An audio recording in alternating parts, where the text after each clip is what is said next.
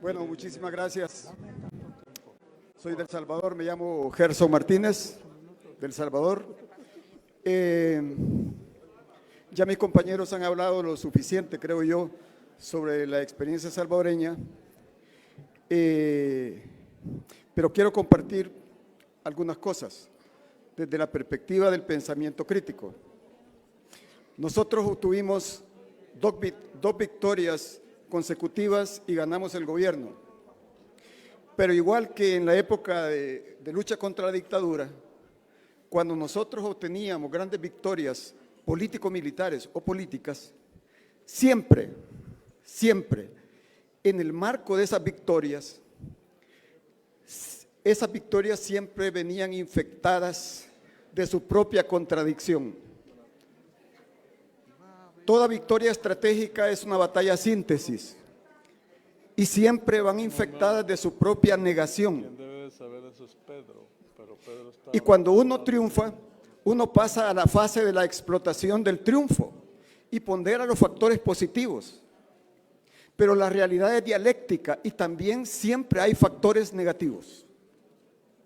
Y es importante atender eso. Y cuando no se atienden, vienen los reveses. De tal manera que a veces, en las grandes victorias, allí subyacen las semillas de futuros reveses.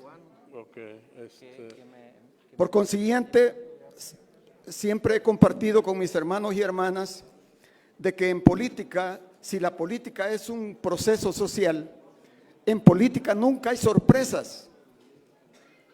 En política nunca hay sorpresas, pero siempre habemos sorprendidos.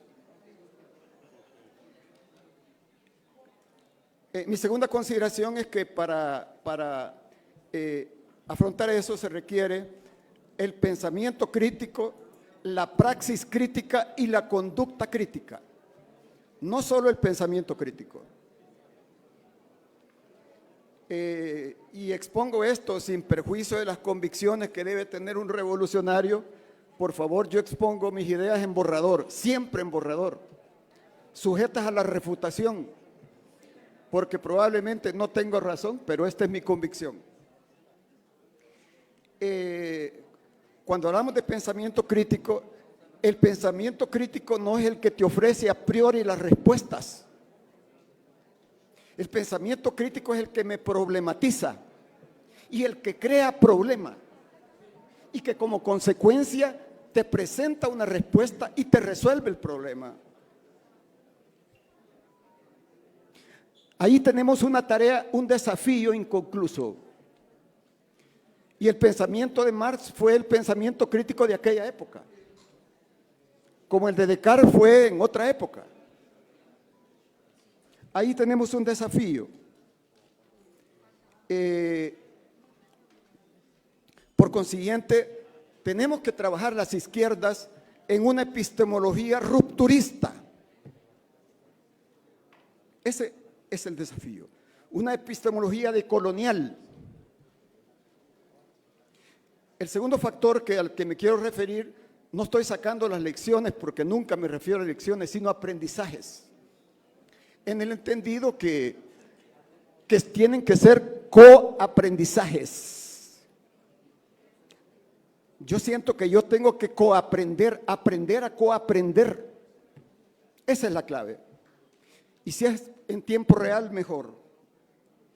Entonces, el segundo factor al que me quiero referir es al divorcio que se da algunas veces entre el programa propuesto al pueblo y el programa realmente ejecutado. Y a veces no solo es el divorcio, sino la colisión entre el programa propuesto y el programa realmente ejecutado. Esa es otra asignatura. Y eso nos invita a un modo alternativo de gobernar, a un modo alternativo de gobernar y a un modo transformador de gobernar.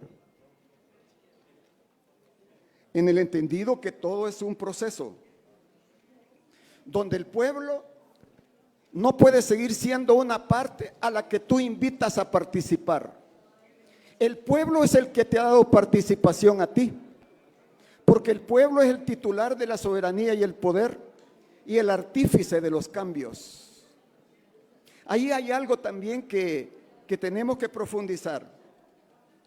Mi intervención es una invitación a que trabajemos un circuito de intercambio sobre pensamiento crítico. Tal vez podemos intercambiar, para los que tengamos interés, nuestros correos electrónicos. Otro elemento importante es el que no cedamos las banderas. No cedamos ninguna bandera justa, ni banderas revolucionarias, ni aquellas banderas progresistas que están alineadas con los intereses del pueblo. La batalla contra las privatizaciones, contra la expoliación de los trabajadores, pero también la batalla en contra de la corrupción. Yo creo que de alguna manera tenemos un déficit de diferenciación. Y me queda un minuto, espero no morir en el intento.